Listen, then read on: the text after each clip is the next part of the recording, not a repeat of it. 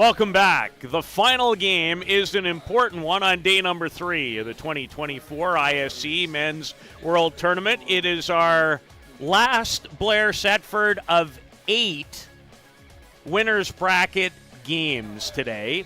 And we have had many outstanding contests. And in this one, we have the Kegel Black Knights against the JB Bombers. Your thought on what we might see in this contest? Well, we've got two closely matched teams in terms of the rankings. JB played a very sparse schedule. They were actually up here in British Columbia a couple times, won a couple of big tournaments. Fargo Kegel Black Knights, as they always do, play a competitive schedule in the Midwest, but they don't play the Gremlins unless they happen to see them at the Boys of Summer. They're more competing against the Oma Tigres and the Marchios and the Ostranders. So this is going to be a step up for them, especially against Miker Pimentel. They haven't seen anybody like this guy tonight. Well, he will be one of the hardest throwers. I don't think there's any question in this event. And there is Pimentel, the Venezuelan national team member. And in behind him, it's Torres Rodriguez, Nicolas Carril from Argentina, and right, Ismael Peña's the shortstop, Kyle Cowick at third, Jorge Lima, and Juan Villavazo with the New Zealand national team catcher, Tawara Bishop. And when we get to the batting order of JB, to have Flores and then Bishop back-to-back, could you have two bigger and more powerful men than those two? And this is the aforementioned Miker Pimentel, who at the Group A Men's World Cup qualifying event pitched Venezuela to 5 consecutive wins. He wasn't a part of all of them, Blair, but they dominated the round robin, only to lose their 2 playoff games. So now they're in a position to wait for the final wild card team, which they're in pretty good position. They're in a good spot to participate in the Men's World Cup. And if they do, the gentleman we're about to see will be a huge part of any success that they will have. And just here, Peter, by the skin of his teeth, just got his visa on Thursday prior to the ISC World Tournament to get into Canada. So Miker Pimentel, his debut tonight, it was Juan Colombo the other night for JB in their opener 7-0 winners on Saturday night. They've been waiting to get onto the main diamond, and I think we're in for a treat here. This is 2 really evenly matched teams. Don't count out the Kegel Black Knights. This is a good squad here, veteran squad. They've got guys up and down the order who can put the ball in play. They're not a big home run hitting team. How they're going to handle the heat from Pimentel, let's find out. Well, we're about to, and here's Pimentel's first pitch. Swung on and missed by the leadoff batter, who is Dustin Houts. I actually have Pimentel in his second appearance here in Softball City through 4 1/3 in their opening game victory against Emery Electric, the Chargers, a British Columbia-based team. And Pimentel wasting little time getting ahead in the count as he's facing Houts, who's 1 for 3. He homered in their 10-0 triumph in their opening game over the Chippewa Chiefs. And ouch. When this guy hits you at 80+, it's going to hurt. And it hurt Dustin Houts a lot as he's face down after being struck by the Venezuelan national team member and the ace of this JB staff. Well, that was up in the body, too. Well, looks like it maybe got him on the wrist if he got the arm up in protection. He's holding that right wrist, it looks like, right now. Maybe we'll get a chance to see in the replay Luciano Lafrano just out checking on a couple of other pieces of equipment, but we'll see what he can pull up for us. Well, it looks like it struck him on the forearm. Robbie Schweier doing double duty, it looks like, as the trainer as he's come out to have a look. Robbie, athletic trainer in his other many careers. Well, we'll see if Houts is going to stay in the game. But that absolutely knocked him down in a hurry as he continues to receive some attention. The Kegel Black Knights out of Fargo, North Dakota, were 3-2 in Denmark, Wisconsin last year. They lost out on the losers bracket side to the Toronto Batmen, who just fell to the Oma Tigre in the winners bracket in our most recent game. A very impressive performance by Rio Koyama, who's right down in front of us right now with his Japanese national team friends and teammates with the Tigra as well. And I'm not sure there's a bigger character in the event than the gentleman who wears number 35. He is worth the price of admission, Toriyama. Yeah, well, I think the guy that might give him a run for his money is 22 in black and yellow here, Rafa Flores. He's always been a character. Dustin Houts continues to get looked at by Robbie Schwar. It looks like he's got some tape or something to get onto that wrist. Yeah, they've taped him up. So hopefully Houtsy is all right. Longtime friend and former teammate in Toronto Gators days. Always a favorite of mine. Well, Houts, good to see him stay in the game. And here's Michael Lewis from Amboy, Minnesota. He was an all-world player in this event going back to the year 2021.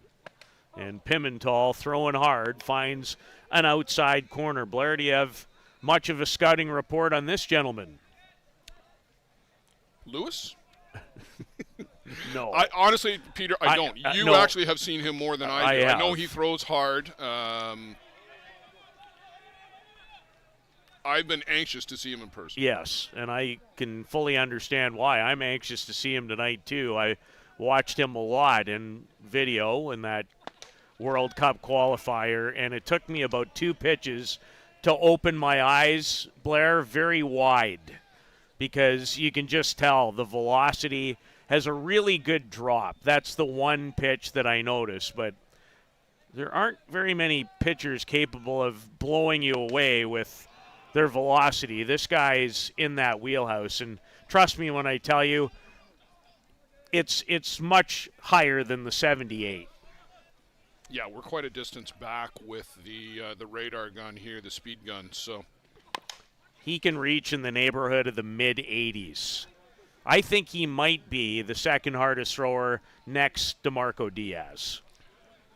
That was the reputation coming in, and he came up yesterday to the booth here to come say hi to Luciano when Luciano turned around and introduced him around to us, and seemed like a genuine, nice young man, too. Well, Pimental going to work at the ISC, and he strikes out Michael Lewis, his first, and there will be more, as he had 8 of them in the game in their opening tournament victory. No one had a better batting average in the 2023 ISC World Tournament than this gentleman, Jeff Lewis, who was a sparkling 12 for 15. And he hits in the number 3 spot. He's 25 years of age. Had 2 homers last year, 9 runs batted in, was the top batter. Swings, I don't think there was a touch, or maybe there was.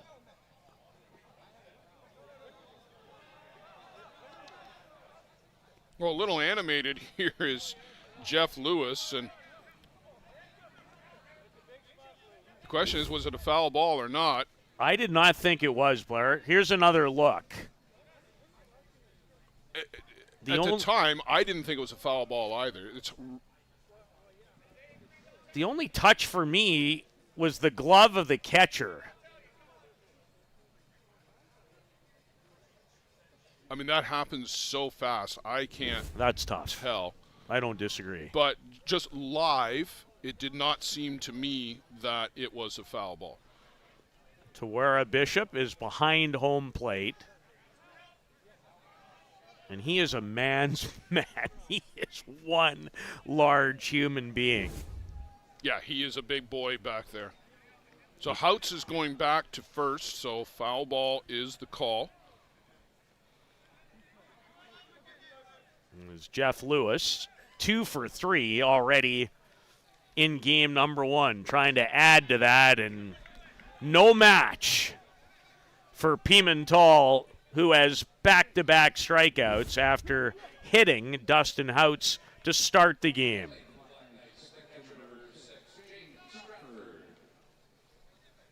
Stratford is from Wellington. He's 2 for 3. He doubled and drove in a run in their opening game win. Really kind of coming on the scene a little bit, Blair, in a number of different ways. Yeah, young player from, as you just said, the Wellington area. Played internationally in 2023 in an Oceania qualifying event that involves Australia and American Samoa, where he went 2 for 5 in that tournament with 3 runs batted in and 6 runs. And he had a mighty cut at the Pimental rise ball, but missed it. So Pimental, the other thing that you'll notice, Blair, and I know you already would have with your fantastic softball savvy, is he's a quick worker too. It is nice to see somebody get the ball, get back on the board, and throw strikes just like that. One adjective for Miker Pimental in the top of the first: overpowering. JB comes to bat when we return on the ISC Network.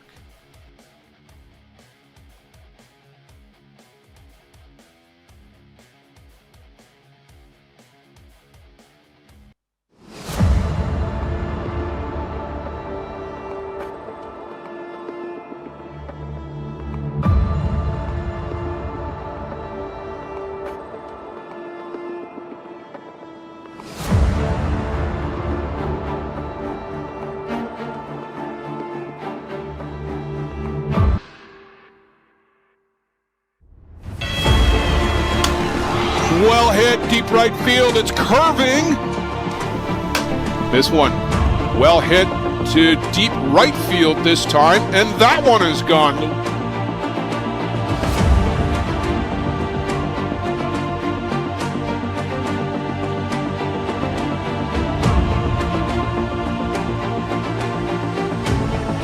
Trying to put it away is Jack Bettsgrove.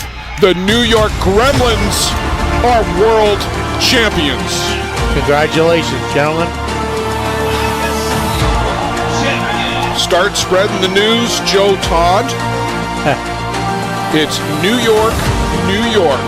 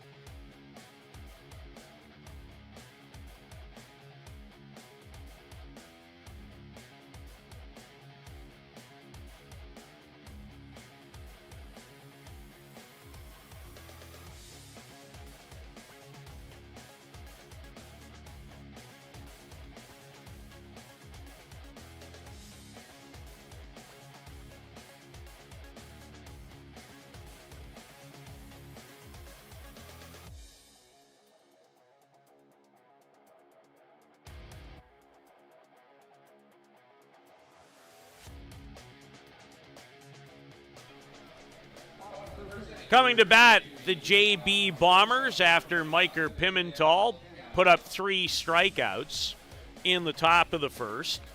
And the leadoff batter for JB out of California is Ismael Pena, the 32-year-old from Tijuana, who was 2 for 3 with a double in their opening game win.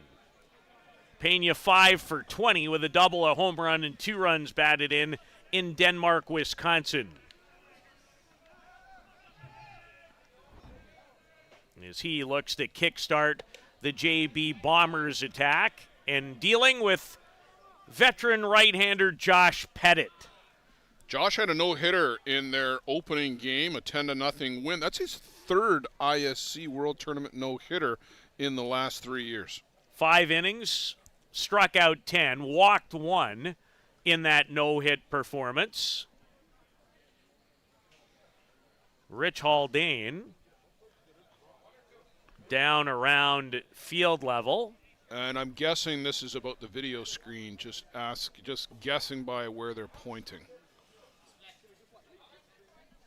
Yeah, we're going to probably need to turn down the brightness is going to be the ask, would be my guess, as maybe Rich Haldane is coming back this way. He's not. Josh from New Zealand pitched in several World Cups, including a real starring role, Blair, going back to their victory in 2017, talking about New Zealand, the last time New Zealand won their 7th Men's World Championship. Yeah, he really brought them a long way and advanced himself a long way. I'm not sure what the actual delay is here. Maybe it's not related to the video screen, but we're getting everybody involved in the conversations. You are not kidding when you make that remark. Well, it looks like we're going to get set and ready to go back to work with Ismael Pena, who has a 2-strike count against him. And despite that, didn't it seem like it was the Kegel players who created the stir? And their pitcher had thrown 2 strikes. And make it strike 3 is, look at Stratford jump out from behind home plate, the young catcher. Well, when this came up the other night, and it was on when the screen was white, and Luciano has changed the screen to have a black background so it's not near as bright, it was the catcher who brought it up, not the batter. The batter's looking out at the scoreboard. So if you're looking at left field as the batter, you're looking in the wrong spot. Jorge Lima, the batter, he's from Caracas, Venezuela. Did he go around? They're not even going to ask, as Pettit misses upstairs with a rise. Now, Blair, my last research had him playing for the Scarborough Force back in 2016. My guess is he might have participated in other ISC World Tournaments since then. Yeah, he's winning with JB the last couple of seasons, a veteran here on the circuit. He's a real good, smooth veteran ball player. Does all the right things well. And he has played in several World Cups for Venezuela. And swings and misses on the drop ball, it looked like that time, from the right-hander Josh Pettit. Pettit's throwing hard, too. He's got some stuff going on. Well, we expected a good matchup again, our final game of the day. As the winner's bracket will feature 8, and there's some quick reflexes from Josh Pettit to retire second baseman Jorge Lima without number 2.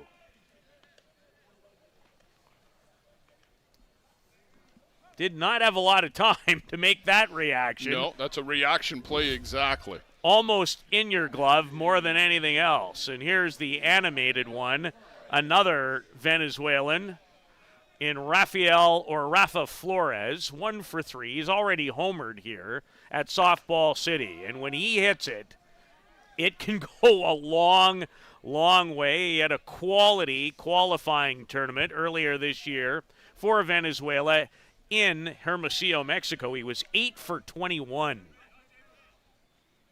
Did not homer there, surprisingly enough. Ralph, I believe, just turned 40 this year. He is a veteran up here in the ISC. He spent some time with the Gremlins. He's been a member of this JB squad for a few years now. He is a guy that, when he gets a hold of it, doesn't hear, but we'll pick it up his next at bat. Well, he was 6 for 16 in the event last year, now 1 for 4 after striking out at Softball City. No score after 1. Welcome to Mont Hill Golf and Country Club. With our beautiful 27-hole golf course open to the public, we work tirelessly to ensure your time with us is second to none. Well, here you'll be able to enjoy an incredible dining experience at our very own Big Pete's Steakhouse. Play some of the best courses in the world with our state-of-the-art golf simulators. Upgrade your gear with the top brands at our pro shop, or host a stunning wedding, event, or conference inside one of our beautiful ballrooms. Learn all this and more at monthill.ca. We can't wait to see. Let's talk about a local one-stop shop. Live Well for Life is just that, a fitness, nutrition, and therapy facility all under one roof. Located at 3878 Wellington Street in Mitchell, Ontario, you can get so much done in just one visit. A full complement of staff on hand include chiropractic, massage, and personal training to get you back to your healthy self. Find them on the web at livewellforlifeinc.com or give Live Well for Life, a proud sponsor of the broadcast.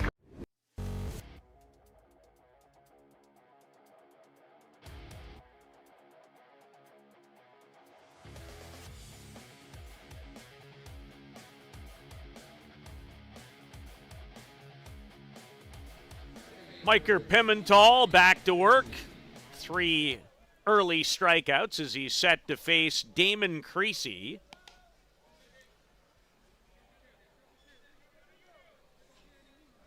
Damon's from Wellington, New Zealand. He's 0 for 2 here at Softball City after Game 1. Played with Marchio Sausage in 2023, where he was 2 for 7. He homered and drove in a couple of runs. Also represented New Zealand earlier this year in Prince Albert at a World Cup group stage event. And Creasy takes in the inner half for a strike from the very hard-throwing Micah Pimental. And he has it up high in the velocity meter to begin this game. This one gets away, a chance for Bishop, and he has an absolute rocket, but the runner Creasy is called safe.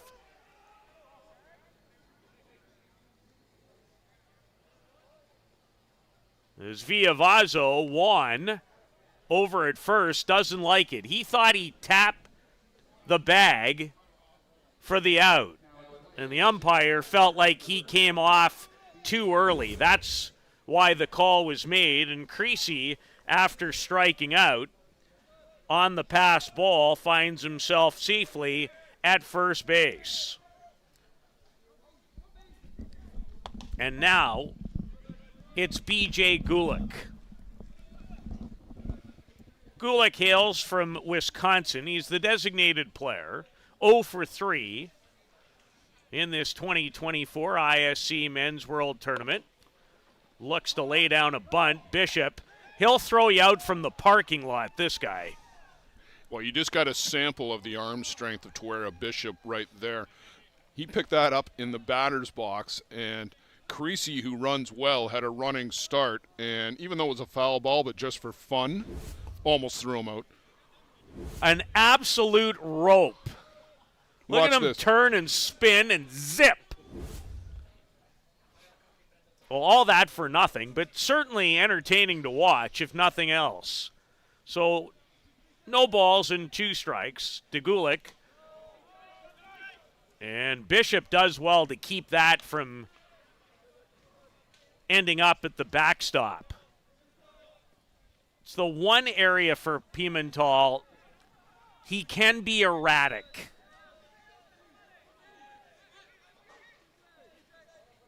But when he's on, there's a lot of that. Swing and miss. So that's actually strikeout number 5. Even though there's a runner at first base, he struck out too. Thomas Crouch, the batter, looking for his first hit at Softball City.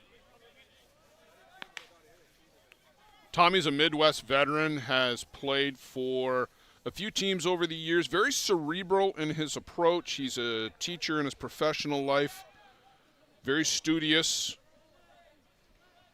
0 for 3, did drive in a run in their victory over the Chippewa Chiefs in their opening game. Has played for Circle Tap in the past. Played for Circle Tap, Wander Springs. He has done some time with the Bar of Appleton, not to be confused with the Bar of Appleton Buzz, but there used to be another bar team. Pimental, there's the drop that I spoke of earlier. When you face Miker Pimental, you better be ready, because it's coming. And remember, the rubber is 46 feet away. For those of you maybe tuning in and aren't overly experienced with the game, that pitch, if we're talking and making the correlation to Major League Baseball, is over 100. Because he's got to be in the low to mid 80s at least. Yeah, he's coming up 80, 81 on our radar gun here, which we think is probably 3 to 4 miles per hour slow, just given the distance that it's reading from right here, right now. Yeah, we aren't in a position, unfortunately, to have it like directly behind home plate, which would give you the best reading. A full count to Crouch with 1 on and 1 out. Rise ball. Might have been out of the zone, Blair, but swung on and missed anyway. Well, you've got to be geared up for that as the batter.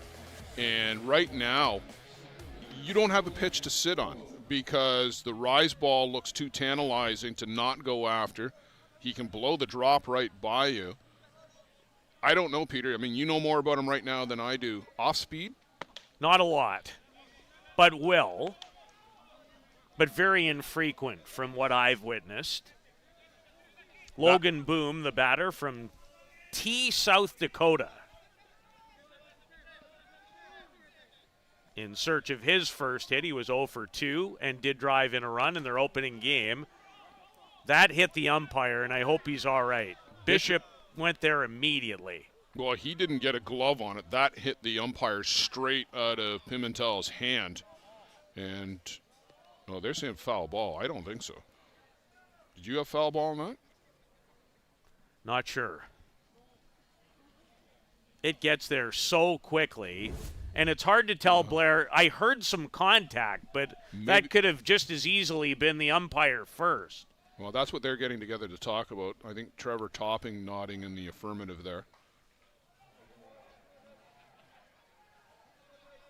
They had a swing on and for a strike at least anyway, so.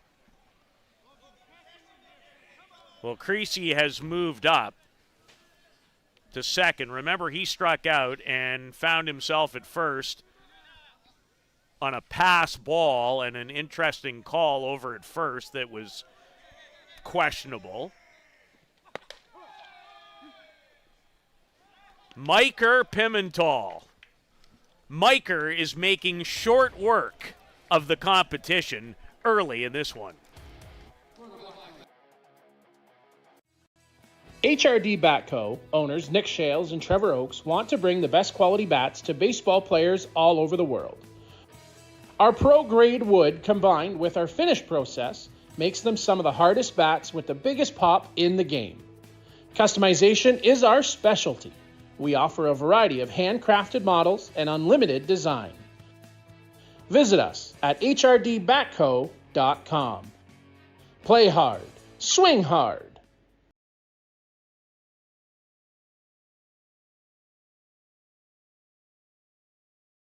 Does your game need work? Want to get better every game? Every at-bat? You need Lumberjack Sports, focusing on exceptional quality and providing players with reliable, long-lasting product.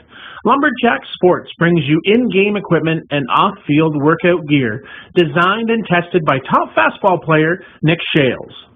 Hard work, strength, and all-around commitment to getting the job done, and done right, is the motto for Lumberjack Sports. Learn from the best. Play like the best. Check out lumberjacksports.com.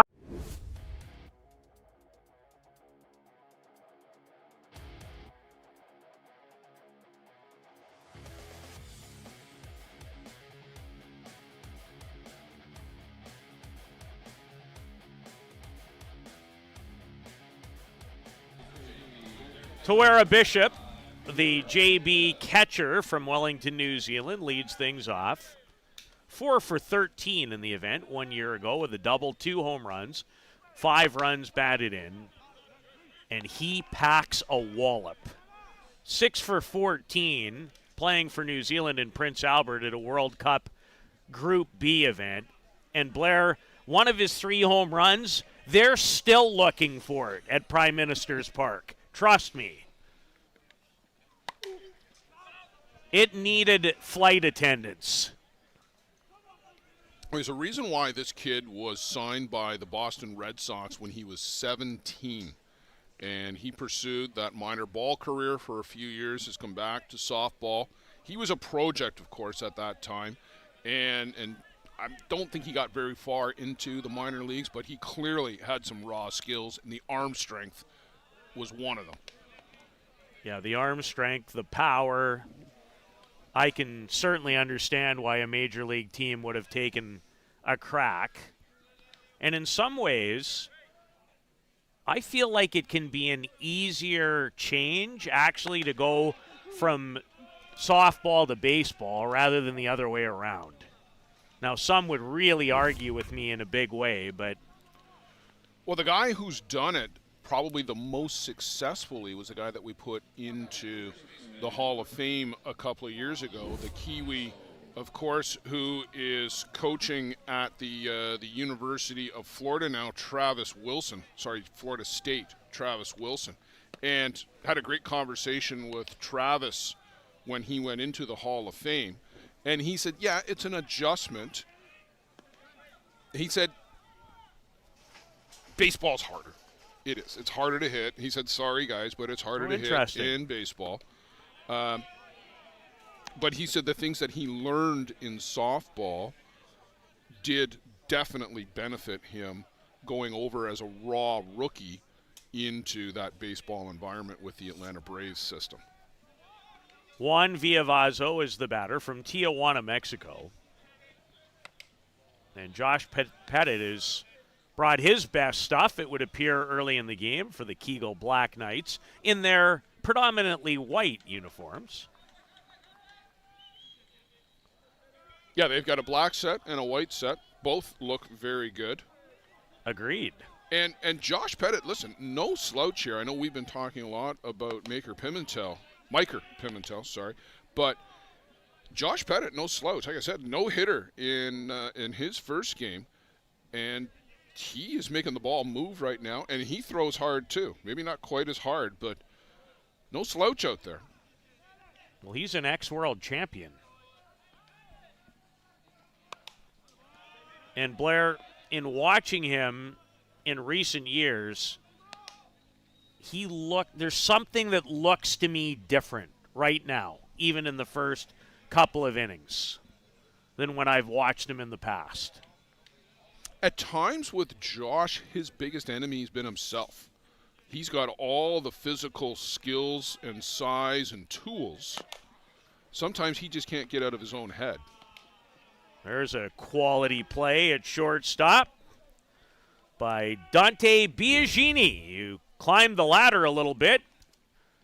Boy, I've seen some nice work from the shortstop position early in this tournament, and that's a good play by Biagini to retire Juan Villavazo. Well, just like Logan Boom, Dante is a second-generation player and grew up around the ballparks and has seen the game firsthand from a very young age.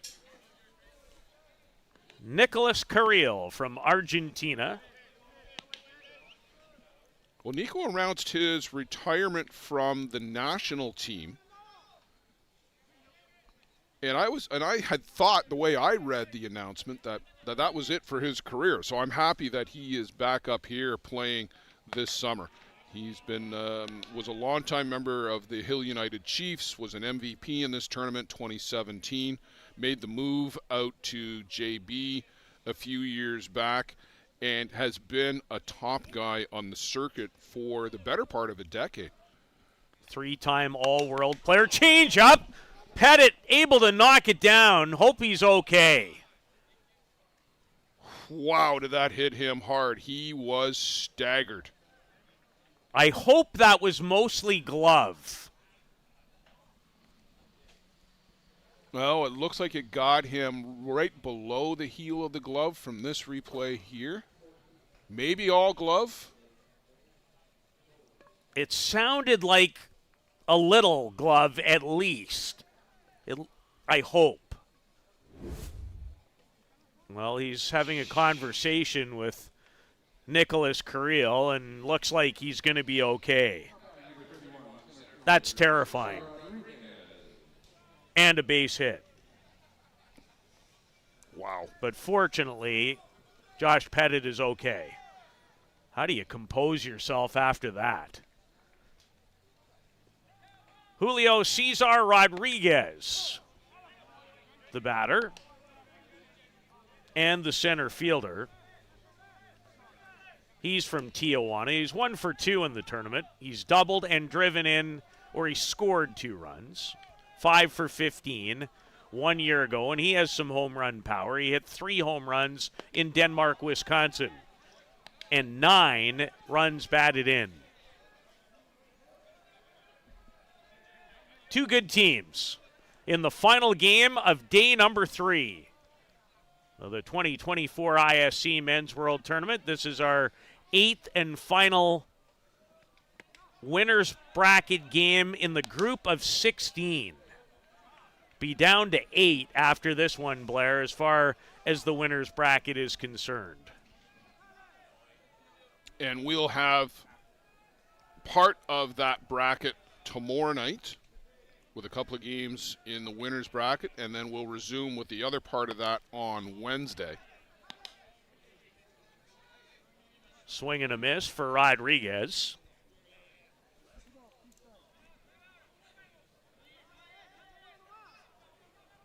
Who homered. One of his 3 home runs came against the New York Gremlins in last year's tournament. Swinging for the fences, but swinging and missing is Josh Pettit. Off to a nice beginning. He has 4 strikeouts. Pettit and Pimental, a couple of P's, Blair, in a pitcher's duel here at Softball City. How confident are you in your organization's security posture? If your answer isn't 100%, you're not alone. Most organizations aren't doing enough to protect their data, and they know it. With Armitage Technology, you can stop worrying about IT security issues so you can focus on moving your business forward. Our experienced staff monitor and maintain your IT infrastructure to keep your business running. Visit us at armitagetech.com and make your technology work for you. He came from Australia with a superstar pedigree. And from his first ISC in 2003, you knew he was going to be something special. 6 times All-World, a 3-time ISC champion, and now the first Aussie inducted into the ISC Hall of Fame.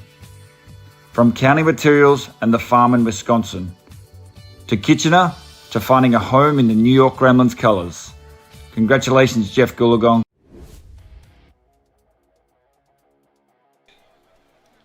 0-0, a pitcher's duel. As we mentioned, this is Dante Biagini, the shortstop, who made a solid play defensively in the last half inning. Biagini from California, 1 for 3 here in Surrey so far. 2 for 13 in the tournament last year. And Peter, here's a young player who has done what we were talking about earlier. Spent a year with the Gremlins, learned things on the bench, got in as a pinch runner, played a game here and there, and now he's out playing a very solid shortstop on his own, and that is the example that we'd all like to see more of. Blaine Melheim did the same thing, spent a season with the Gremlins 2019, and is now a superstar in his own right. With the Northeast Drillers, talking about Milheim, and on the very subject, we might be watching a superstar in the circle. Yeah, he is certainly somebody who looks like he could shut down some teams. 8 strikeouts for Miker Pimental, and up to 16 so far in the tournament. Dustin Houts remembers his first go-around.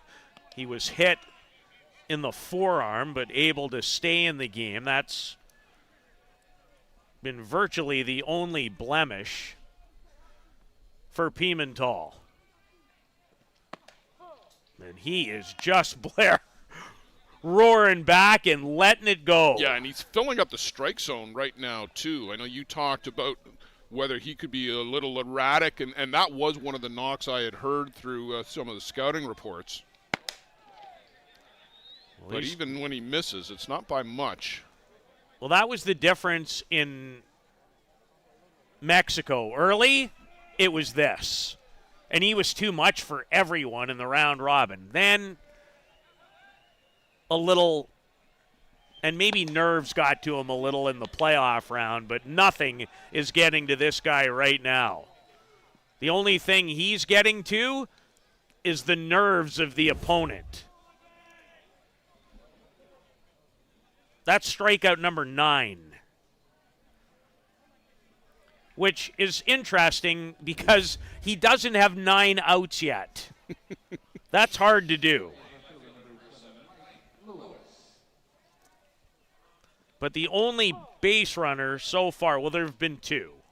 A hit by pitch, and then a strikeout and a pass ball that led to Damon Creasy reaching base in the last inning as he deals with Michael Lewis. And don't even really need to tell you what has happened in the past. You know. K and more strikeouts.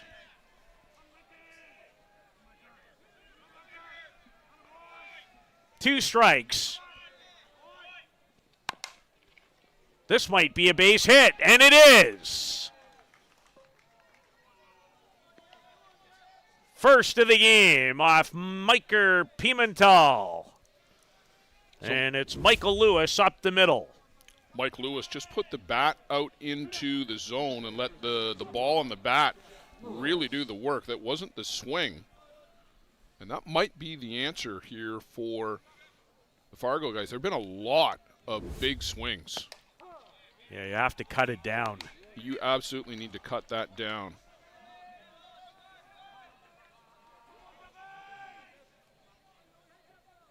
Well, I have watched Diaz this year, and I think this gentleman, at least with my own 2 eyes, is right in the same wheelhouse. In fact, right now, from this angle, looks like he throws every bit as hard, if not harder. It's deceiving with Marco Diaz how smooth he is. And his ball, when I talk to the players, it gets on you so quick. Well, so does this guy. That's 10. Did give up a hit, though. And the most important thing, even if you're in awe of any of the pitching, it's still 0-0 as we head to the bottom of the third.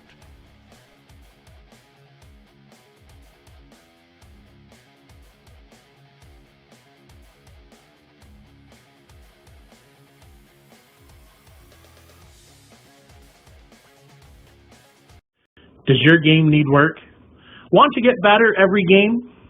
Every at-bat? You need Lumberjack Sports, focusing on exceptional quality and providing players with reliable, long-lasting product. Lumberjack Sports brings you in-game equipment and off-field workout gear, designed and tested by top fastball player Nick Shales. Hard work, strength, and all-around commitment to getting the job done, and done right, is the motto for Lumberjack Sports. Learn from the best. Play like the best. For the best Bear Tent banter on the airwaves, listen to Dust Up with Hilly and Lolly. Here's some of the biggest stars chatting with 2 of Newfoundland's own, Jason Hill and Steve Mullally. It's unfiltered and uncensored. Dust Up with Hilly and Lolly, wherever you get your podcasts.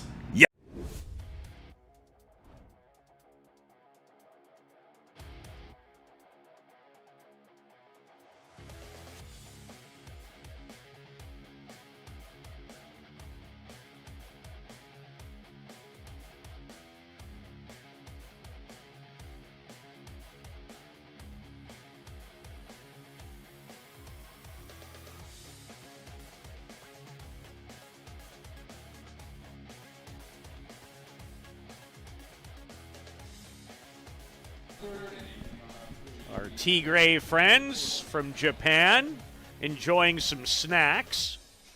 And there's good snacks here, I can tell you that. Never met a snack I didn't like. Kyle Cowick is the batter. And Blair, you said it to me before the game started. There's Pena and Bishop and Lima and Villavazo and Kyle Cowick on this JP team. He's got the Canadian flag on his left sleeve. Everybody else has got Mexico, Venezuela. There's a Kiwi in there. Kyle Cowick and Tawera Bishop, they probably need a translator for the rest of the team meetings. Kyle is from Vancouver, 2 for 3. Had a great opening game. He tripled homered and drove in 3 runs in their 7-0 triumph over the Emery Electric Chargers, named the best dressed team at last night's opening ceremonies. So there was a small story behind that. Their uniforms are a light purple with some green trim. It's a funny sounding combination, but when you see them live, you either really like them or you might not be in that particular camp. But what I heard afterwards, when they ordered them, they were supposed to be a light gray, not a light lavender. So it's almost by mistake. Interesting. Great story. Josh Pettit has given up just 1 hit himself. And he has 4 strikeouts to his credit. Watched, Blair and I did, Cowick play for the Souk Loggers in last year's Canadian Championships in this ballpark, where he acquitted himself well. He had a couple of home runs and 9 runs batted in that event. He's always been a guy I thought that maybe should have got more looks than he ever did from the national team. He was at a position, though, where they had some depth at the time. And maybe that was something that played against Kyle Cowick, because he came up through the ranks mostly as a catcher. Well, he draws a walk from Pettit. The first given up by Josh. Now a little consultation with the coach. He's arm in arm, and what you're looking at is the meeting in the circle. Francisco Torres, the batter. Well, Stratford just ran into the dugout to go get something repaired or fixed, and you get a shot of Yusuf Davis on the right. And I'm struggling with the name there, but they're waving because you're seeing it live here at home, but they're also on the big video screen out in left field right now. And there's some of the Japan players who are quite happy to get onto the video board here.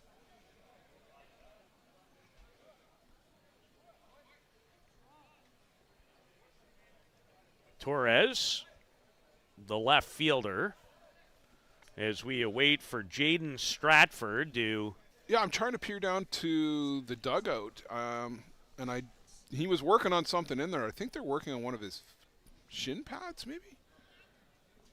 Yeah, according to Marvin, our music man, who's a man of many talents, I might add, thought that they were working on the left shin guard. And you know that his daughter plays softball. I heard that one of the local guys coaches her, and I actually ran into him over by the restaurant exit. And we had a great laugh about that story. He was so grateful that that you guys brought that up last night and mentioned Marvin coaching his daughter on the air, so she felt included in the broadcast. And it's good. Our reach is much further than we think it is. Well, you always have to be careful. Yeah, there's another story that I'll tell you later, too. Relates to last year when we were here. Oh. I'm not sure I want to hear that one. No, it's a good news story. Oh, good. That's a good one, yeah. When you've done what I've done for so long, it's always interesting how the bad stuff gets passed along far sooner than the good stuff. No, and I got one of those too after the last game. So Torres is the batter. Calic, after drawing the walk at first. Torres with a lovely bunt. I am so impressed already with one aspect about Jaden Stratford. When we watch the replay, just feast your peepers on how quickly he gets out of the back of the catcher's box to get to this. And a good, strong throw. We've been raving about the arm of Tawera Bishop, and justifiably so. But Stratford has got a pretty good hose back there as well. Great quickness to get to it in the first place. 2-4 for the out. And there's a runner in scoring position for the first time in the game. Is Ismael Pena. The JB shortstop would love nothing better than to cash in the game's first run.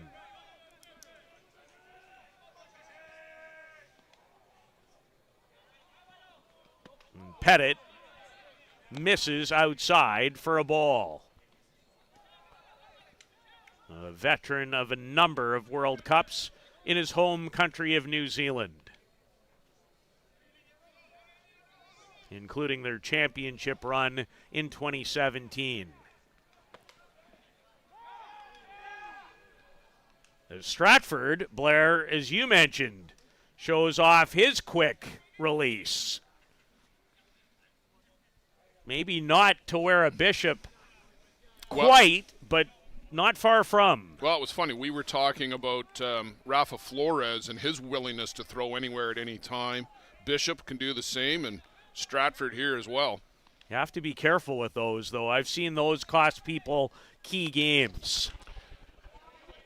I listen to a lot of the podcasts, the Dust Ups, the Outside the Chutes, the 222s podcast that you did a number of episodes on, Beyond the Dugout. I remember listening to Patty Shannon, but also Ryan Boland. And it's a low percentage play going after a guy at second, maybe a little bit higher at first, very low at third because of the consequences. So you better make sure that if you're throwing down there, you better have a pretty good chance of getting the out. I'm not the least bit surprised to hear quality people who have played that position say that. I've always felt that way. I think the risk is far greater most of the time than the reward. Is Pena thought he made contact with the catcher's glove. That's what this is about. Yeah, exactly. He turned and pointed right away at Stratford and claimed catcher interference. David Lee, the home plate umpire, did not have it on the call. That's a tough one to get if you're a base umpire. Now, it's been quite humorous to watch the batter and the catcher, because Pena's going to Stratford, I touched your glove, and Stratford's going, no. Back and forth. Yeah, and there's probably a bit of a language barrier, I would think, there between the two of them, but Stratford at least is exonerated on this one as back to the dugout goes Pena. And how about a chicken wing?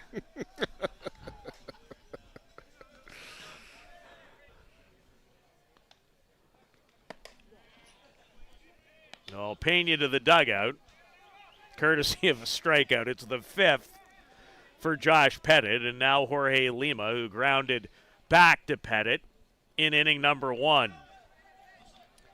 Another one and a good one brewing to close out day three here at Softball City.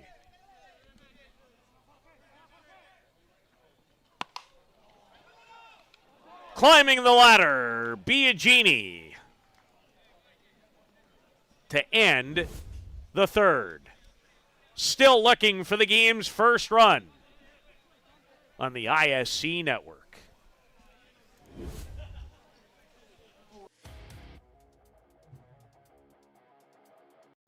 Does your game need work? Want to get better every game, every at-bat? You need Lumberjack Sports, focusing on exceptional quality and providing players with reliable, long-lasting product.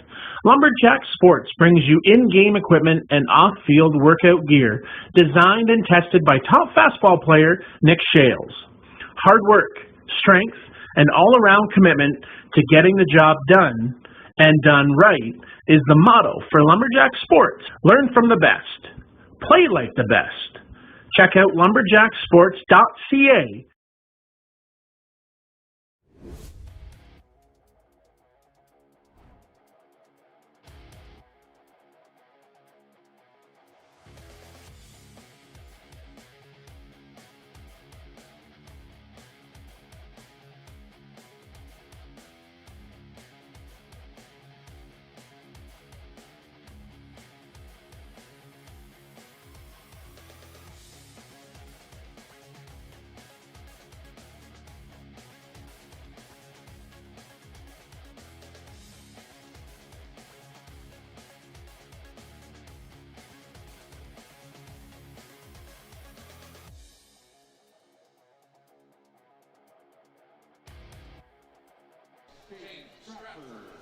Catcher Jaden Stratford leads things off for the Kegel Black Knights in this 0-0 game. One hit for each team and a lot of strikeouts. Bunt attempt and the flare. There's the flare. We spoke of Blair earlier from the players from that part of the world. It's always very evident, whether it's in this sport or in the overhand version, I find. Well, watch Pimentel just sidearm this over to first.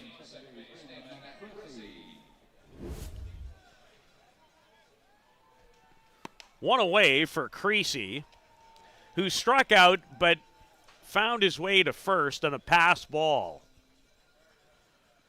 Officially 0 for 3 so far in the tournament. And Pimentel bearing down again. And I like the first at-bat. When you're not putting very many balls in play, why not give it a go? Right now, when you're up to, 9, 10, 11 strikeouts against you, you've got to do anything to put the ball in play and maybe force an error. So I got no problems with that one whatsoever. He has 10 of them by my count. He has 11 of them by my count.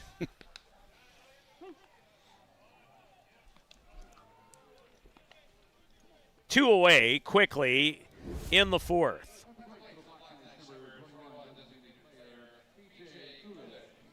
It was B.J. Gulick trying to avoid another strikeout and maybe deliver a hit. The only member of the team to do that for Kegel was Mike Lewis, who bounced one back up the middle in the third. Miker Pimentel has come as advertised in his second straight appearance here at Softball City. He is throwing gas. And in this part of the country, it costs a lot. No word of a lie there. You know what disappoints me? I thought for sure I was going to get you that one. And you didn't even flinch. But then you got me with your non-reaction. So thank you. The no sell. Yeah, the absolute no sell. That one gets away, I think, more from Bishop than anything else. And a rare scenario where Miker Pimentel finds himself behind an account. That helps your strikeout count as well. Working from the best spot, not from behind. My goodness. That has some giddy up on it. And whatever else you might come up with. Full count to B.J. Gulick.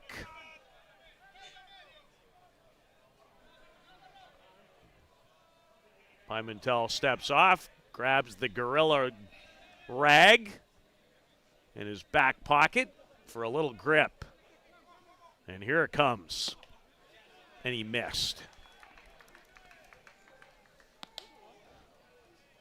He's hit a batter, but that is the first walk given up by Pimentel.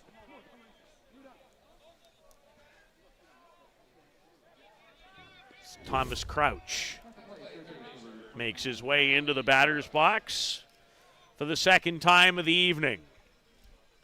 Who's going to break this one open and remain in the winner's bracket? 7 other teams have found their way there today, including the likes of the Gremlins, the Hill United Chiefs, the Oma Tigre, and a list of others. This gets away from Bishop. Well, Peter, we talked about how in the round of 8, we'll do one side of the bracket, then the other. It'll be the Grand Prairie Pirates and the New York Gremlins are on tomorrow night, along with the Bear Creek Express and Glowworm. This side of the bracket will not go until Wednesday evening. Yeah, Wednesday night it'll be the Northeast Drillers and the Oma Tigre. That'll be a fun game. The winner of this gets the Hill United Chiefs. Which is somewhat interesting scheduling-wise for me because Northeast played a very early game today and then don't play until the 8 o'clock hole tomorrow night. Just the way it goes. Actually, Wednesday. They get tomorrow well, off. That's what I meant. You know what I meant. Yeah, so they essentially get almost 2 days off. Yes. Yeah. Because I think, did they not play a 9 o'clock game today? They did. They played 9 this morning, as did Circle Tap Dukes, who were down. Glowworm are in the same spot. They'll get Wednesday off. So the teams that play Tuesday will get Wednesday off. Well, Tommy Crouch strikes out. Miker Pimentel has 12 of them. But now he could use a little offense. There has been virtually none in the game.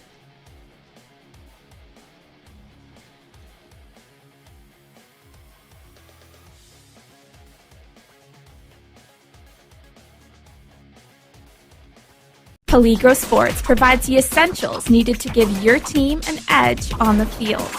Our brand is rooted in creating a unique experience tailored to the specific needs of your team to ensure your performance is at the best level to execute plays. At Peligro Sports, we rally behind our athletes and understand their fight to take their game to a dangerous level. Visit our store at 2200 Amsterdam Avenue in New York City or see us online at peligrosportsnyc.com. Thanks to Jose and Peligro Sports for their support of the broadcast. For the best Bear Tent banter on the airwaves, listen to Dust Up with Hilly and Lolly.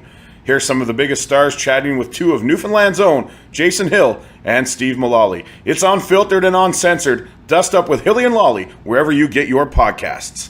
Yes, bye.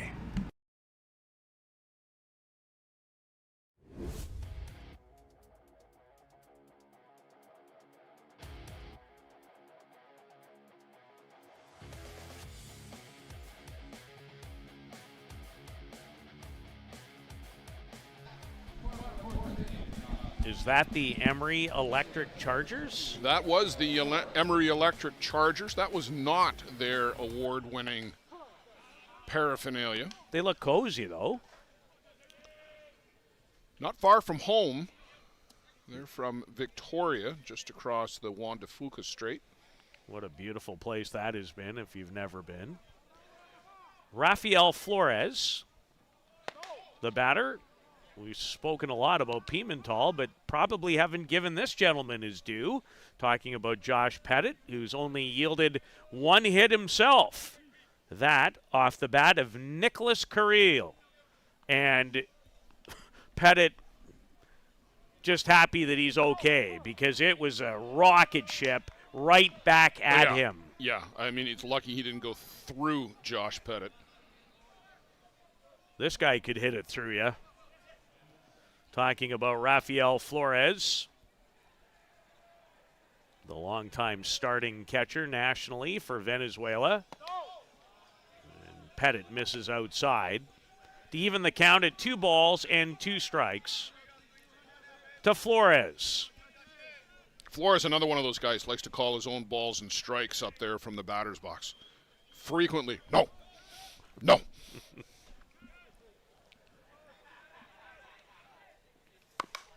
Up the middle and a base hit for Flores. His second of this ISC World Tournament. And he goes out to get this pitch, too. You just saw Josh Pettit was like, that was a good pitch. Way out and away. No business hitting that pitch. As a pitcher, that's one of the ones where you just have to tip your cap. And that was Josh Pettit. Look at Josh, his reaction there just as he went out of frame was like, how did you hit that? From one powerful player to another, and Tawera Bishop. I will make you a prediction, Blair. Before this event is over, he will hit one a mile. Oh, yeah. I'm not even going to take that one. He'd love it to happen right about now to give his team a lead. And he tried to hit it a mile, but missed. There's Flores jumping around. Yeah, watch Flores over at first. Wonder who would win a character contest between him and Toriyama. It would be close. Tie goes to the runner. Stratford. Now Flores, now it's funny. He can jump around over there all he wants. He's not going anywhere. Who's kidding who? But it's still a lot of fun to watch. Let's face it, in so many ways in this day and age of sports, there aren't a lot of characters anymore. There's a lot of bland PR speak. Well, we frown on it. They take too big. They take a lot of heat for being. That's the thing about our world today. If you're different, you take a lot of heat for it. Yeah. But sometimes different is great. In fact, greatness usually comes from different. And a strikeout from Pettit to get Bishop. His 6th of the game. A great pitcher's duel, and Stratford, he wants to throw it. And Flores looks at him like, who, me? And then taps his belly to say, where do you think I'm going? That's fantastic. Who doesn't enjoy that? But Flores was a step off the bag, never flinched when Stratford came up and bluffed the throw. And then he put the hands out like, come on, bring it. Yeah, and then tapped his belly. No balls and 2 strikes to Juan Villavazo, who grounded out to Biagini at shortstop his first time up. High pitch, fought off for Villavazo, who's probably disappointed knowing he swung at a ball. But when you have 2 strikes on you, anything that feels or seems close. Well, you've got to protect, right? I mean, Joe Todd says this all the time. Don't leave it in the hands of the umpire if it's that close. Protect yourself.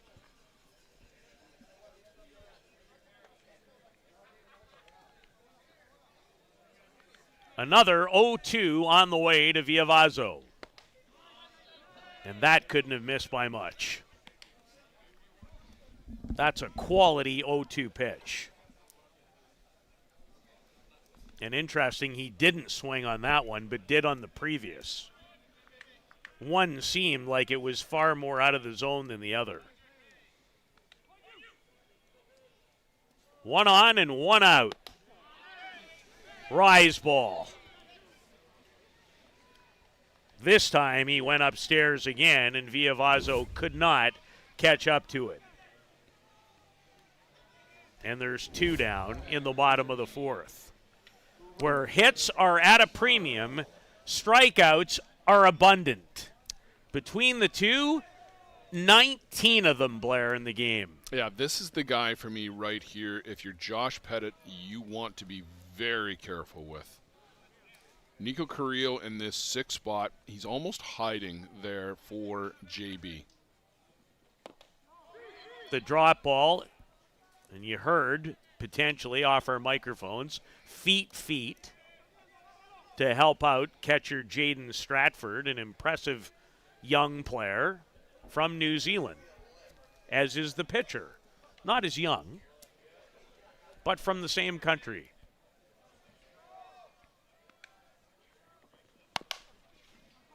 Foul just past Crouch over at third, as the battery mates have a conversation about the last pitch, and the product of Argentina set to make his way back into the batter's box in Nicholas, or as referred to by Mr. Setford, Nico Carril. There's also a Santiago in there as well that I've seen. There is, and that is... is that the real first name, potentially? I think it might be, yeah. That's probably the first one on the birth certificate. It has gone by Nico and Nicholas. And well, he goes in search of the rise ball. But as with most of the Latin American players, there's also an extra last name as well. That, as you well know. I do.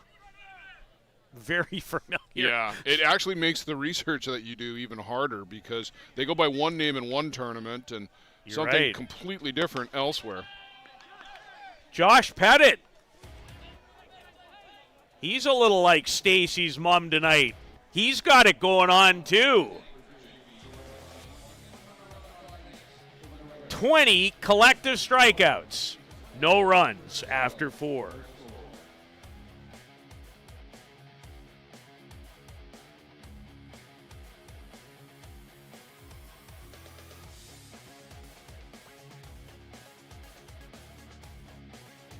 Welcome to Mont Hill Golf and Country Club. With our beautiful 27-hole golf course open to the public, we work tirelessly to ensure your time with us is second to none. Well, here you'll be able to enjoy an incredible dining experience at our very own Big Pete's Steakhouse. Play some of the best courses in the world with our state-of-the-art golf simulators. Upgrade your gear with the top brands at our pro shop, or host a stunning wedding, event, or conference inside one of our beautiful ballrooms. Learn all this and more at monthill.ca. We can't wait to see you soon.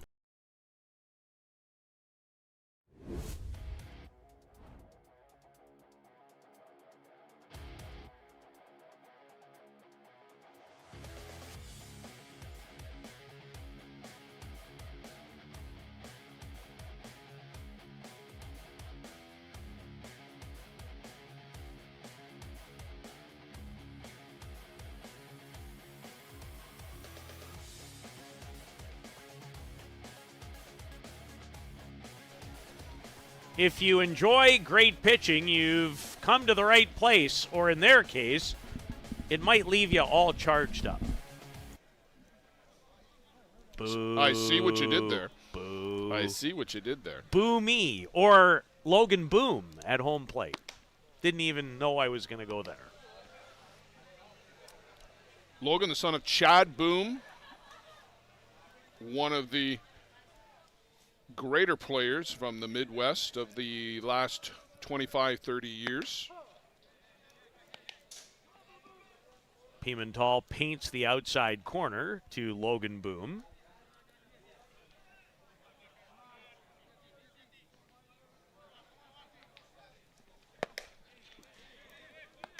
Hard to catch up to that, even when you're seeing it for the second time. Well, that one came in registered as 84. So, and he turned up the dial a little bit here this inning. And yet that one just showed 7-8. Well, it looked like it was just looked as about quick 98. Strikeout number 13. In case you're scoring at home. And here's Dante Biagini, the shortstop, who had a notion, but pulled his bat back. And nothing more, I believe, than ball one to Biagini.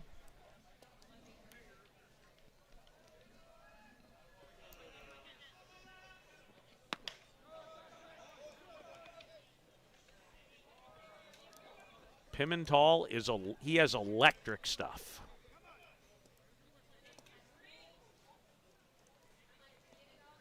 but falls behind in the count to Biagini, and Biagini with a pretty good cut. Grabbed over at third. Well, this is where, Peter, him developing some off-speed will greatly benefit him, because when he comes up against the next level, you can throw as hard as you want. They'll catch up to you eventually. They will. You've got to develop a changeup. You've got to develop the ability to throw the drop ball at 78 as opposed to 88. And then maybe bring it down to 68. Because you get away with this for a long way. But you still have to become, as time goes along, more You've got of to a develop, pitcher yeah, than just a thrower. Than just a thrower, right? There is a solid rip off the bat of Dante Biagini. High throw. I mean, there's a great example, right? Dante Biagini, second time through, times it up and slashes one through the hole there between first and second. And he turned on that beautifully. Second hit of the game. And as impressive as Pimental has been, he's given up more hits than Pettit. Although this is their fifth at-bat as Dustin Houts attempts to lay down a bunt.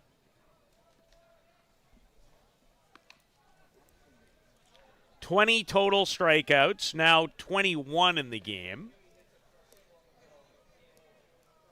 Pimental and Pettit, a couple of peas in a pitcher's duel. You might even say 2 peas in a pod. Well done. I know where you're going there, as you would like to say. But they're about in the same spot in the batting order here, too, right? Like 1 hit, 2 hits for each team.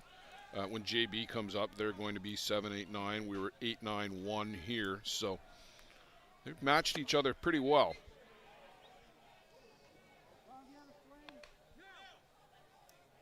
They asked, but no is the call.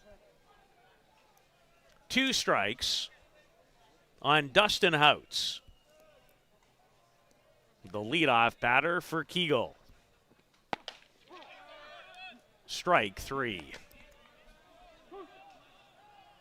We have had a 20 strikeout performance in this tournament. It belonged to Ty Sebastian of the Toronto Batmen in their opening game win. It didn't go quite as well for the national team member of Canada in his game tonight against the Oma Tigre.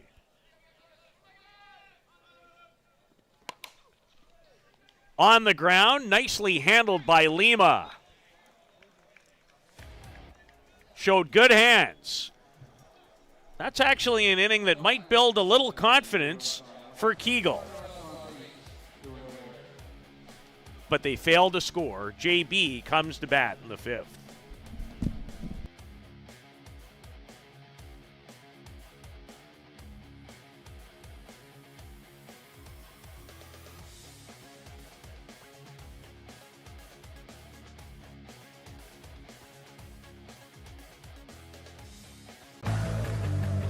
Let's talk about a local one-stop shop. Live Well for Life is just that. A fitness, nutrition, and therapy facility all under one roof. Located at 3878 Wellington Street in Mitchell, Ontario, you can get so much done in just one visit. A full complement of staff on hand include chiropractic, massage, and personal training to get you back to your healthy self. Find them on the web at livewellforlifeinc.com or give Live Well for Life, a proud sponsor of the broadcast program.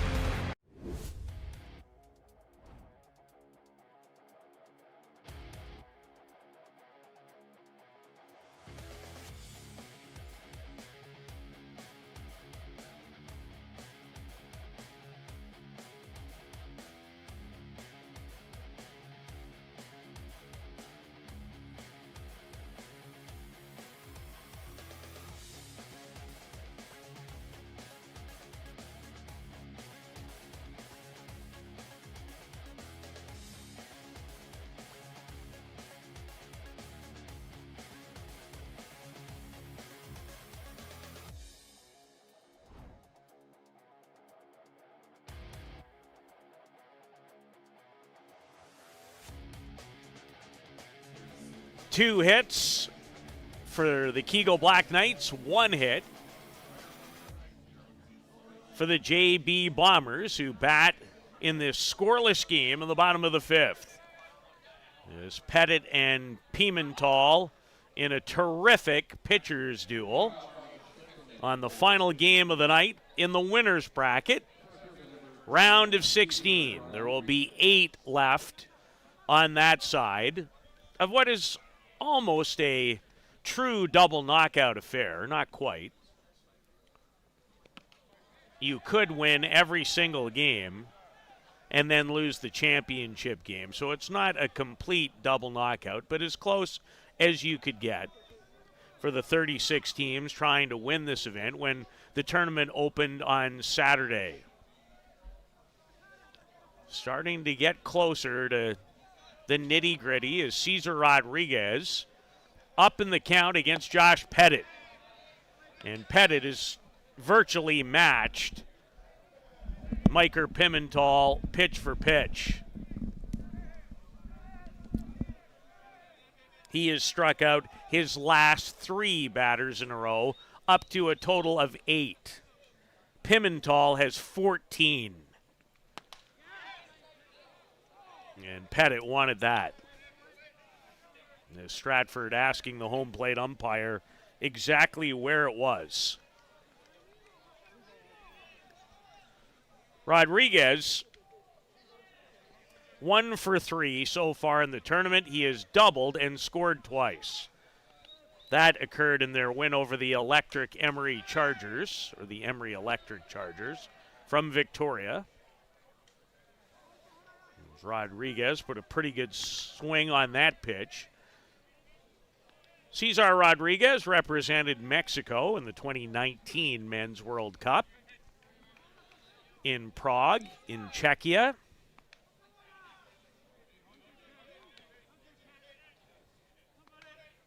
Here's the 3-2.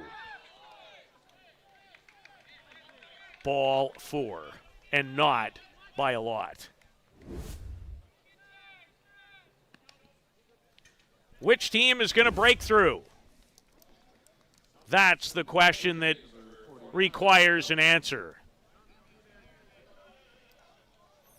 Look for a little small ball here, don't you think, Peter? You've got to take any opportunity to move some runners and try to force the defense potentially into a mistake. Would be for me. But in this sport now, especially, it so depends on who the batter is.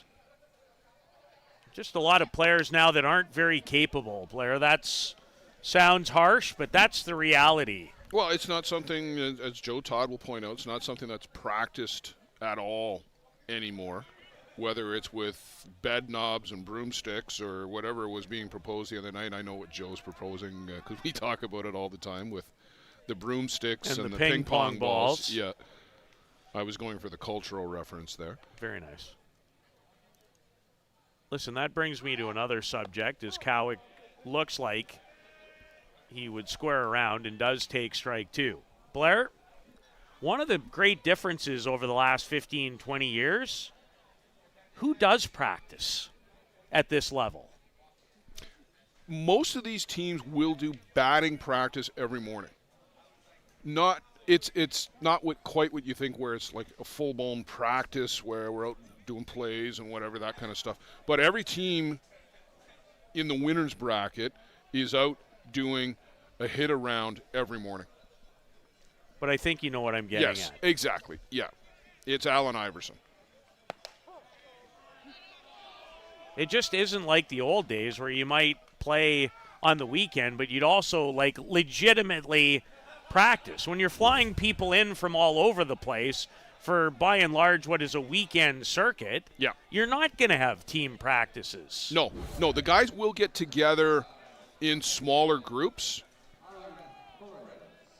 Use the Gremlins as an example. I know the Hill United guys do this as well, and others, Bear Creek and others. They'll get together every other day in smaller groups. The pitchers stayed with Nick Mullins in Florida, and they work through the week on different things, scenarios. They'll go out and throw 100 pitches or whatever the number is, 50, 60 pitches, and they're working on simulations. Steal attempt, and Stratford shows off his arm. DOA, not even close. He was out by 5 feet. Watch the replay here. It's the accuracy, too. This ball arrives on a line and drops it into the glove right at the bag. As I like to say, Blair, you couldn't have walked there and handed it to the second baseman in a better spot. That is perfect. Not good, perfect. From Stratford for out number 2. And out by a mile. 2-4. And now 2 away. Buckle in, my friend. We could be here for a while. I like the aggressiveness on the call there from Bob Berger. You've got to try and force the defense into maybe making a mistake there. Stratford shows up and makes the perfect throw. Now you know. Still worth a go. I agree. Francisco Torres, the number 9 batter. He laid down a quality sacrifice bunt. He's from Laguna, Ensenada, Baja, California. That's a lot of names. It is, and I've got him as a Ron Torres. That's what I've known him as the last few years too. So again, everybody's got different names that they go by here, there, and everywhere. Well, it was your way on the card, so let's go that way. So Ron Torres? Yeah, that's what I've got him on the lineup card, and I think when he first came over, it was playing in the Midwest with one of the Minnesota teams. Well, we'll go that way. It's I copied it off the ISC rosters, is where I came up with that information. But it's the same human. It is the same person, yeah, absolutely. And the real name might actually be Francisco. I think, again, it's one of those 2 first names, 2 last names, and it's the combination thereof. Here's the only thing you need to know about Mr. Torres right now. He went down on strikes. Josh Pettit has 10 strikeouts of his own. To the 6th inning we go. Who will score first? It might take a while to provide the answer.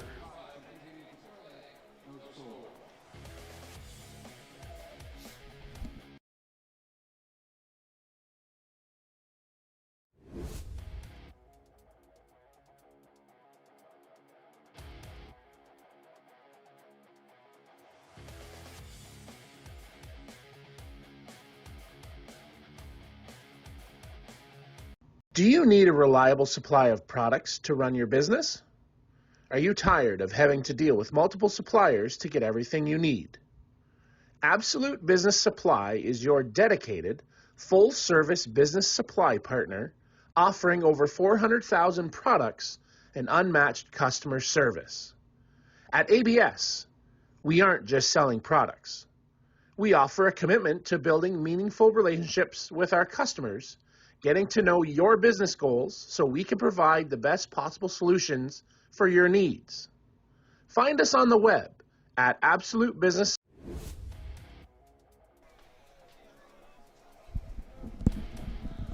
Top of the 6th. And what do you know? Another strike from Miker Pimental. He's given up 2 hits and struck out 14. Josh Pettit has yielded 1 hit and struck out 10. And there is a good swing from last year's top batter in this event, Jeff Lewis, who struck out twice. And Blair, you mentioned it in the last inning. Maybe by go around 2 or 3, like we're in now, the timing gets better each and every at-bat. I think so, because the foul balls that we're seeing here, especially off Jeff Lewis, he's right on it. It's not a weak foul ball dribbler into the screen. It's straight back. And Michael Lewis has had 2 really good at-bats, his last 2. So they're starting to come around on Miker Pimental. But it's still been impressive to watch. And he doesn't catch up that time. No, that was some good old-fashioned country hardball. Here it is. Hit it if you can. And up to 15 now in the game. 23 in the tournament. And the young catcher, Jaden Stratford, he showed off his arm. In the last half inning defensively, comes to home plate. And you know what that was. Another old-fashioned country strike.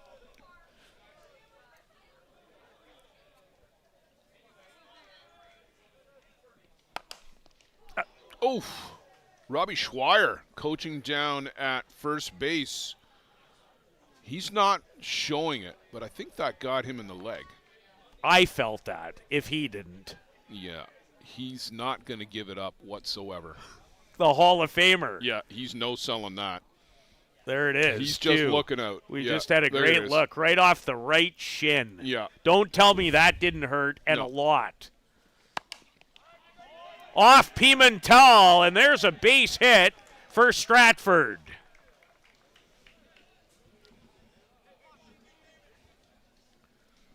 Jaden Stratford from New Zealand. Looks like he has a chance to be one of those up-and-coming players to keep an eye on for years to come. Tell you, the competition for that Kevin Herlihy Newcomer of the Year award, boy, Ryo Koyama has looked really good his first couple of games. Pimentel, although getting a mound visit here from one of the coaches. Well, interesting, even as I go back and play in my mind what occurred at the World Cup Group A qualifying event, it got harder and harder for Pimental as the week went on. And maybe it is as much about getting used to facing that velocity over and over. Yeah. Because I remember back to his opening performance in that event against Australia. He just blew the doors right off. He was overpowering. Completely overpowering. And then they got to the playoff round, and the Dominican got to him enough, and so did Australia in the repechage game. Yeah. As Damon Creasy comes to bat with one on and one out in the sixth. The third hit belongs to Stratford off Pimental.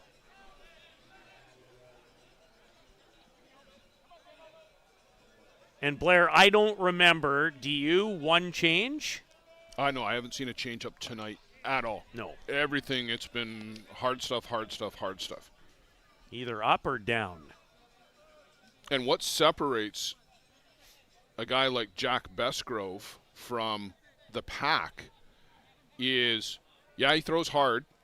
Not as hard as this kid throws, not as hard as Marco Diaz throws, but it's the movement. And Marco Diaz has got to change up. Jack Besgrove has got to change up. So right now, throws very hard, makes it go up, makes it go down a little, but he's got to develop some change of pace because this will get hit. Well, Damon Creasy doesn't catch up. He's struck out 3 times in a row. It is fun to watch. Oh, absolutely. Absolutely. Because it's at a different level. Well, and where the kid will need to develop is the next level up. When you get to face the Drillers, when you get to face the Hill Uniteds, the Gremlins, that's where you've got to hit your spots better because you can't miss down the middle of the plate and rely on velocity to blow it by Eric Ochoa. Well, won't it be fascinating? Is it not Hill United if they were to win this game? Yeah, I think that's they're in that path. And that game would come up on Wednesday. BJ Gulick is the batter. can't imagine they'll try to run on Bishop. And there's a pretty good rip and a hack, as they like to say, by Gulick. Back to the screen. Yeah, even as well as Creasy runs, he would know the arm of Bishop. Word gets around pretty quick, too. The only thing working in your favor a little bit here is that you have a left-handed batter and a right-handed thrower. Makes it a tad more difficult. Pimental, there's the flare. Well, and that's an athletic play, though, too, because he's got to throw that over the shoulder and loop it over the shoulder of a big, tall guy in Gulick. Did it well. He made a few of these in Mexico, too, Blair. You're right. Highly athletic. Not easy. Well done. To the bottom of the sixth in a 0-0 tie.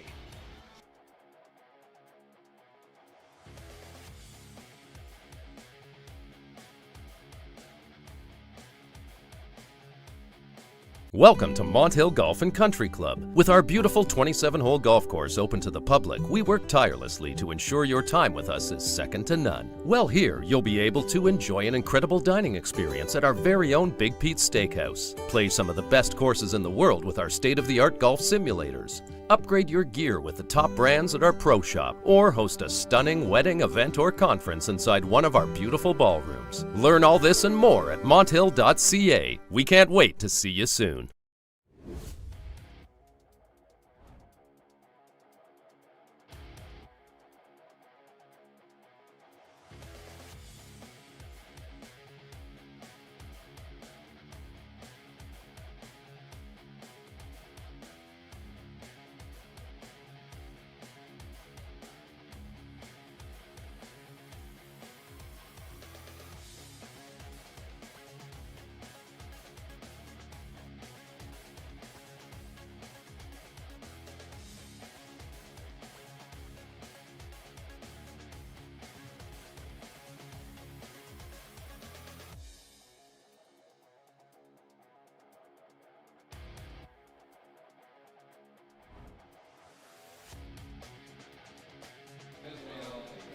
Top of the order in the bottom of the sixth in this scoreless pitchers duel. 5 total hits, 26 strikeouts, 16 for Pimental, 10 for Pettit.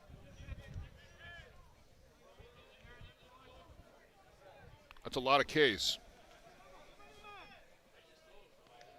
Not a lot of Rs.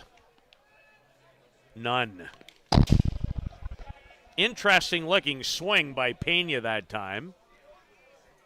Literally on top of it to foul it back. And a late reaction at that for the JB shortstop, Ismael Pena. Just sounds like a shortstop's name. The 32-year-old from Tijuana. Pettit liked the spot, so did his catcher. The umpire at home plate in some disagreement.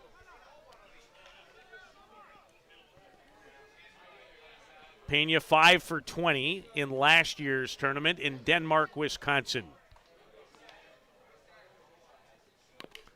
And had a good quality cut that time at the Pettit, what looked to be a drop ball.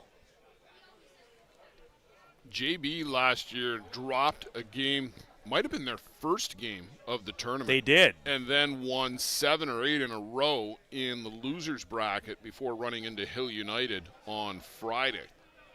They lost their first game period to RM Kurtz Enterprises. That's right. And then rallied all the way back to end up in a tie for 5th place in the tournament when it was all said and done, as Pena goes down swinging against Pettit for a 3rd consecutive time, as Josh is up to 11 strikeouts. And that was a real good pitch from Josh Pettit, a rise ball on the outer half, in fact, the outer batter's box. Jorge Lima from Caracas, Venezuela. I just like saying the name Caracas.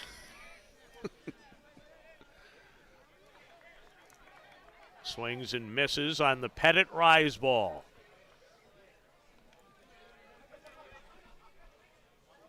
Yeah, you get into the meat of the order here. Lima, Flores, Bishop, Villavazo, Carrillo. All of these guys can hit a mistake, so you've got to be very fine. This is a base hit. Flares it into short right. Yeah, that was a great bit of hitting. Watch how far out he dives. That's low and almost off the plate, and he just slashes that out to right. Great bit of hitting. So Rafael Flores, the batter, the designated player tonight.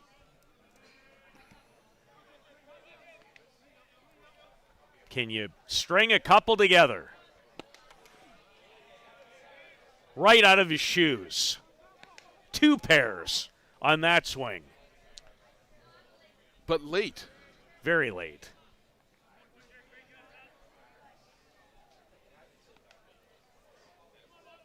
Torres does have a base hit in the game, as in Flores. Always the reaction. Yeah. Correct? Yep. You got to sell it. He'd have been a great luchador. Not sure what that means, but... The Mexican masked wrestlers. Oh, I should actually know that. My son might know that, although that's before his time. But ask him any question about anybody in WWE right now. Oh, my goodness. He's got it down, does he? Got it down. He could be the next Jim Ross. The 2-1 pitch, again, late in his attempt to end the game with one swing. 2-2 to the veteran from Venezuela, Rafael Flores.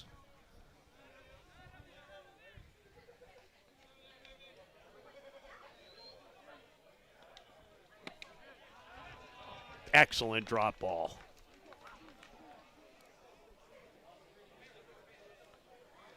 Well, the pitching is too much for the hitters. You don't need much of a case study in this game to figure that out. That drop fell off the table when it got to the plate. Not a great swing from Flores, but you were not going to hit that with a canoe paddle. Tawera Bishop, you know, he's going up there hacking at one. Takes a strike. Have you seen Josh throw many much better than this? Maybe that the 2017 championship game. Yeah, but other than that, I mean, he's pitched in 2 ISC championship games in 21 and 22 back-to-back. This is probably as good as I've seen him throw against an upper-level opponent. That's a good lineup he's doing this to, including the New Zealand national teamer, Tawera Bishop. Stratford, his language, as in body, tells you what he thought. Yeah, and I wonder if there's a conversation there right now, like, Blue, come on, you can't squeeze us like that. 2 balls and a strike to Bishop. Lima, the base runner, with 2 out at first. And Stratford went looking. Stratford's got to keep his wits about him here a little bit because he's turning around looking at the umpire. That's a good opportunity for the runner just to take off. It's probably not going to help his cause with a guy behind him either. No, and that is a pinch runner out there too. Oh, no, it's not. I take it back. It was Lima. Ball 4. Now it gets as interesting as it's been all night. Certainly when you consider the situation. Bottom of the 6th, a rare, and I mean rare, runner in scoring position. looking at the scorebook, I believe there's only been 2 in the game. 1 for each team. Nobody's been to third yet, let alone home. There's Juan Villavazo in a position to change the face of the game. He's grounded out to short and struck out. And now a mound meeting, or a circle meeting. Can't really call them mounds in this sport. No, it isn't really a mound. We've kind of always imported that from baseball. It is flat. If there is a mound, there shouldn't probably be one. Josh Pettit has been excellent. Does he have an answer here when he really, really needs one in the bottom of the 6th to keep his team in this 0-0 deadlock? Final game of 8 in the round of 16 in the winner's bracket. It has not disappointed. Gets away.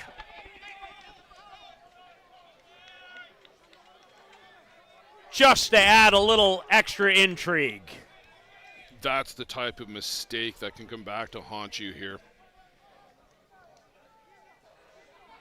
The rise up and away, no real opportunity for Stratford to climb the ladder.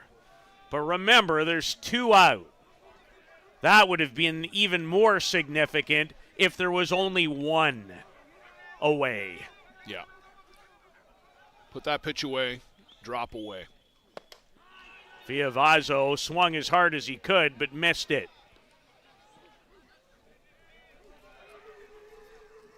Game on the line. A 1-2 count. What's your guess? Drop in? Dipper away. Dipper away. Drilled! Base hit. Second run on its way. The throw, not in time. And a 2-run single off the bat of Juan Villavazo has opened the scoring and given the JB Bombers a 2-0 advantage. Bottom of the 6-2. That's going to put the pressure on Fargo. Josh Pettit feeling that one. I don't think that was the pitch that they should have gone with. They tried to get the rise by him, and it's up, but it's in the middle of the plate and able to punch that out. This is a good, strong play at the plate. He's around it there, and he is absolutely safe. He got the hand to the plate. Great call by our home plate umpire. And a better slide by Tawera Bishop as Nick Carril gets hit. And what an interesting twist. They're going to talk about it. Remember, it was Carril who hit a rocket right back at Pettit earlier in the game. Well, whatever Nico Carril might think, there's no reason whatsoever that Josh Pettit wants to hit anybody in this circumstance. So, I mean, you've just given up 2 runs. The last thing you want to do is put another runner on base. Juan Villavazo breaks it open when it matters most. And JB with yet another runner in scoring position to add to it for Cesar Rodriguez. Yeah, he very alertly went up to second on the throw and the play at the plate.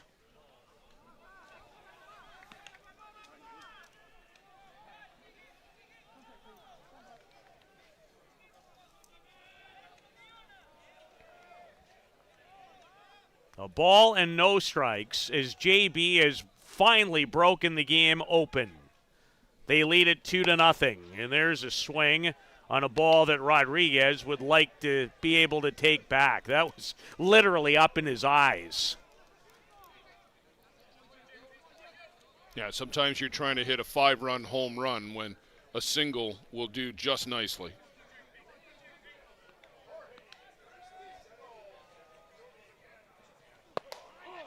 lays off that high pitch, and it's called a strike.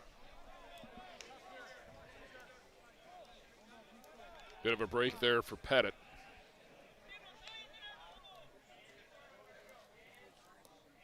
Head coach wants a conversation. Was it about the pitch? Can't imagine it was about anything else. Bob was certainly quiet about it, but Bob's never usually loud about too much. Umpires usually don't like it very much when you argue balls and strikes. And there's a way to do it. You just have to do it kind of like he did? In a question. Come down and ask as a question. But they're out of the inning nonetheless as they check the swing, and he did go around. Juan Villavazo cashes in a pair. And now Miker Pimentel has an opportunity to close out what's been a gem for him. Back with that on the ISC Network.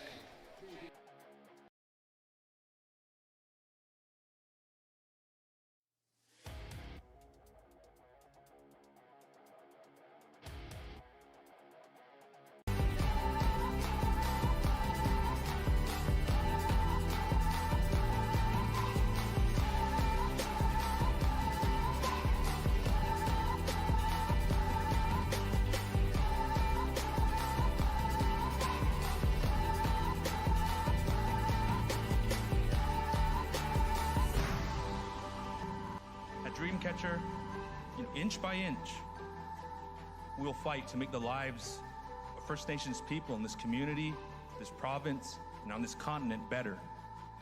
I know we have a long way to go, but I'm proud to say as long as our people have a need, Dreamcatcher will be there for them.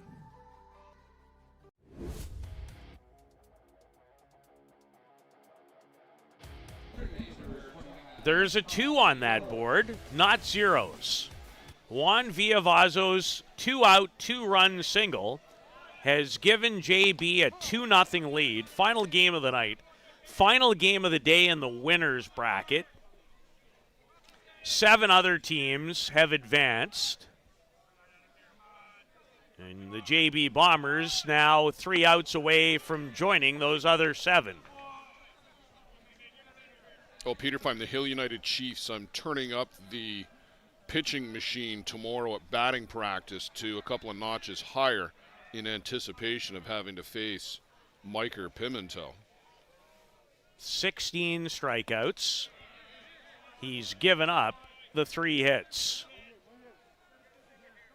Been a terrific game and a great pitching duel overall. 29 strikeouts in the game between the 2 pitchers. This is not a strikeout. Not an easy play either for Jorge Lima, but makes it beautifully for the first out. He was deep back on the grass, Blair. He's always played a real deep infield. He's spent some time at shortstop, second base, always has played heels up against the grass.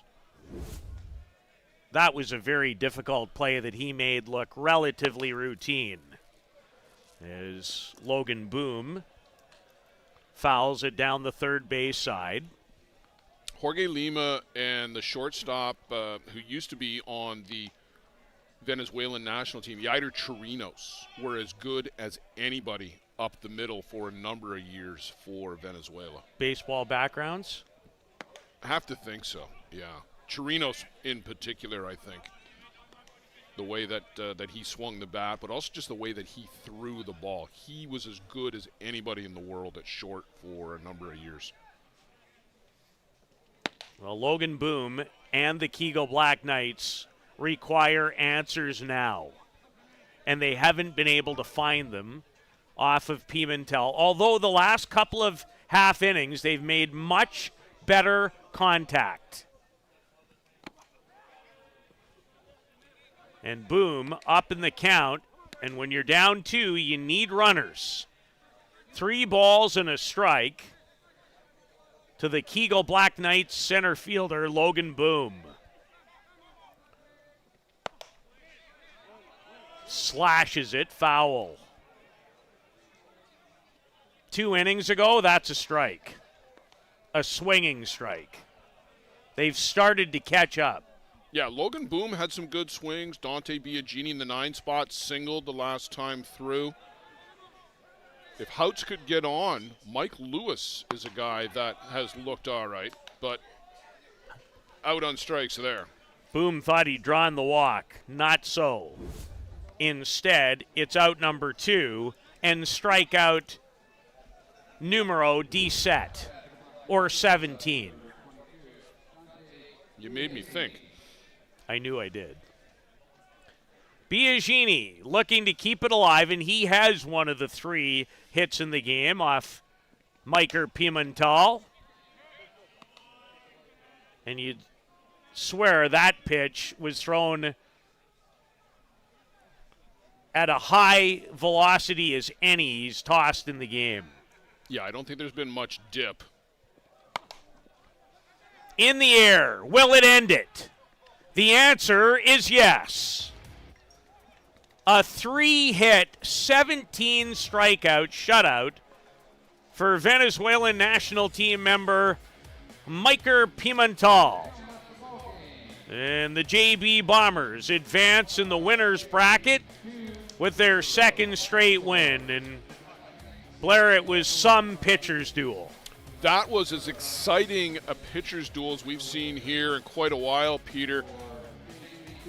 A couple of guys who were throwing the ball hard, and it came down to that one crucial inning. We said that early. It was going to come down to who can capitalize on the opportunity. JB, really, that was their best and maybe only opportunity, and they did. Scored 2 in the bottom of the 6th. They win it 2-0. They advance to play the Hill United Chiefs on Wednesday, and the Kegel Black Knights will drop down into the losers bracket, but will be heard from again. For Blair Setford, Luciano Lafrano, Carl DeReste, and the nicest man in softball, Joe Todd, I'm Peter Loubardius saying so long from Softball City in Surrey, British Columbia. For the latest in softball innovation, the website where you can experience the best tournaments in the Americas. Live games, news, tournaments, and much, much more. The best quality live softball, on demand so you can watch when you want. Become a Premier member now, softballpremiertv.com.